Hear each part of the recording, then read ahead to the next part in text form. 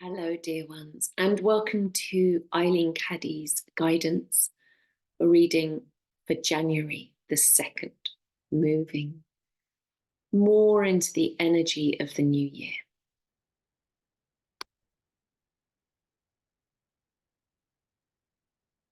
Be not concerned if your beginnings into this spiritual life are small. All good things have small beginnings. The mighty oak starts from a tiny acorn. From a tiny seed, the most wonderful plants and flowers spring forth. From a tiny seed of love, many lives can be changed. From a tiny thought of faith and belief, wonder upon wonder can come about. Little things grow into big things. Be grateful for all the little things in life.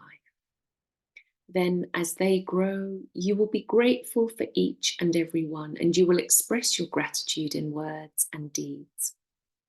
Let that which is within express itself without. Always remember that a grateful heart is an open heart, and it is much easier for me to work in and through an open heart. Give thanks and keep on giving thanks for everything, so I can work in and through you all the time and bring about my wonders and glories for all to see.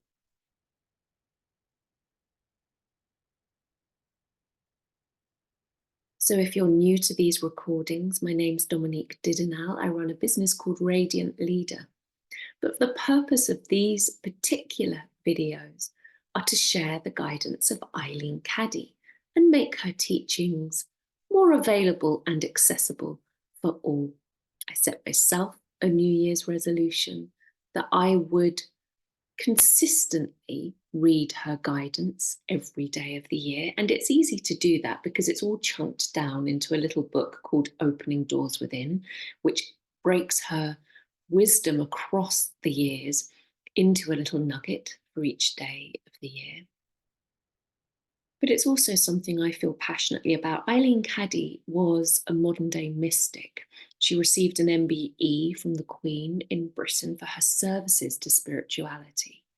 She had a dedicated spiritual practice, and it was her dedication and faith that began the beginnings of the globally known spiritual community of Findhorn in northeast Scotland. What she did in her practice was what many mystics and teachers across spiritual traditions do, which is she advocated for the practice of deep silence and inner listening in order to hear what she called the still small voice within. And so when we listen to her readings, there's this voice talking and instructing, sometimes commanding, follow me, listen to me, my word, that is not Eileen and her personality. It is the voice of God. And again, the community that was founded based on Eileen's teachings and on Eileen, her presence, her partner Peter Caddy and their friend Dorothy Maclean, is non-denominational, doesn't affiliate to any one religion. It's simply a spiritual community. And whatever the word is for you that works is the most important. Maybe it's not God. Maybe it's the divine. Maybe it's the universe. Maybe it's life. Maybe you have a more shamanic approach or a deeper connection to the mystery and the awe of nature as a way into spirituality. So then replace that for the voice of the evolutionary impulse of life, this mysterious presence that makes buds blossom, that beats our heart. In this today's teaching, she's touching on a subject that is becoming more known in law of attraction, manifestation, and abundance circles, and also generally in wellness circles around the practice of gratitude. It's understood more and more now scientifically how important gratitude is as a practice, not just because it's nice to celebrate or nice to feel good, but practice, the regular, consistent practice of noticing and observing and being grateful for what we have, rather than focusing on what we don't have, is a way of changing our heartbeat, changing our nervous system, changing our neural pathways, and bringing us into a place of calmness, bringing us into a place of openness and presence in a way that is so powerful and not many other simple practices out there can do. When we are thinking grateful thoughts, when we are focusing on what we are appreciative of, that energy grows in our life. We have a particular noticing system as an animal that is bombarded, the senses are bombarded throughout the day. We cannot possibly notice every single thing going on in our field.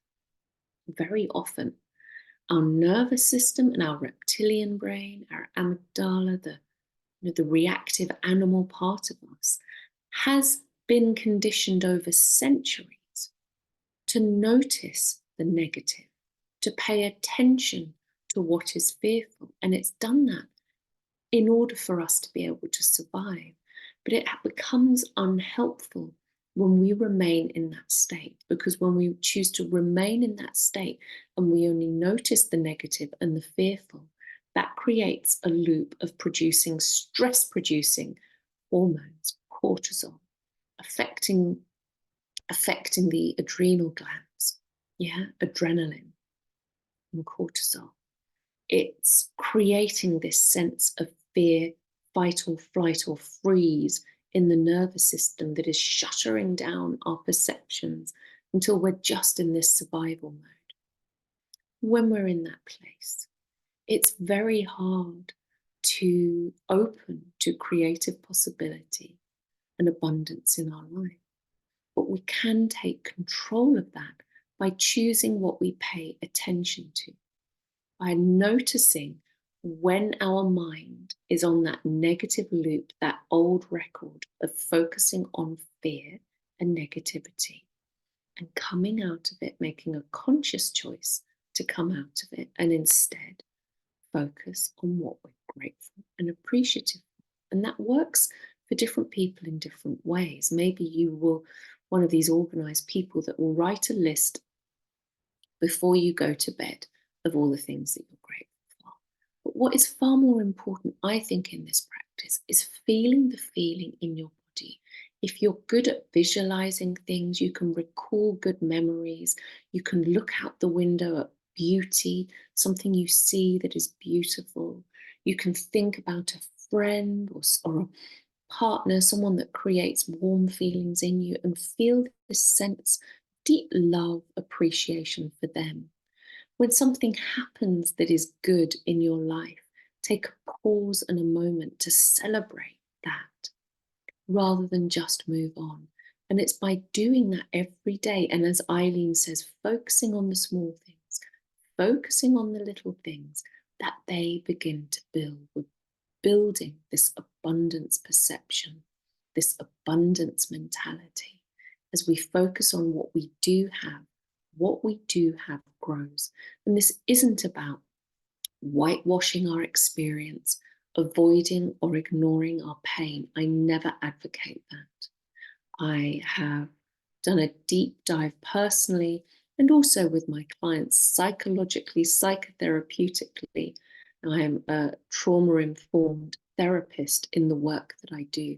I never advocate pulling the rug over and ignoring, turning a blind eye to pain beneath the surface. So this isn't about that, but it is about being very discerning and noticing when you're allowing yourself to feel painful feelings, feeling the emotion and allowing it to move through, and when you are getting stuck in the wound and stuck on the negative story, stuck on the fearful loop of the thought pattern, and allowing that to deteriorate the quality of your mind, the quality of your experience further. The more you think those thoughts, the more adrenaline and cortisol is produced, the more that chemistry is created in the body, the more the body associates that chemistry with certain negative, fearful thoughts, and so the cycle continues. So we need to find a way of gracefully holding our pain and feeling any painful feelings. And then, as we are learning to self-soothe and hold that, find things we can be grateful for. Find things that we can sit in acceptance of. And if we really want to be a spiritual Jedi or a ninja, find a way to be grateful, or at the very least, accepting of and open to the pain and the challenge in our life. And when we can stay in that place, we find a way of managing to control our own thought processes, managing our own nervous system, so that we spend more and more time in this place of what HeartMath, the scientific organization, would call heart coherence. As a spiritual teacher of the Sacred Heart, Radaya, the spiritual heart, I'd say this place of loving presence of the heart. Our nervous system naturally calms down. We become more coherent, present, and open. And we automatically start to notice the good in our life, the beauty in our life, what we can be thankful for. And if it doesn't feel like there's much to be thankful for right now, the very fact that you're alive, that you're somewhere where you're able to watch a video like this, that your heart is beating, that your blood continues to flow, that you're not in a disaster zone or a war zone where you've suddenly had everything removed from you. Whatever it is, try and find a way to be grateful. Don't do it to skim over difficult feelings. Do it to grow the good in you. And let me know how it goes. Sending you much love, and see you tomorrow.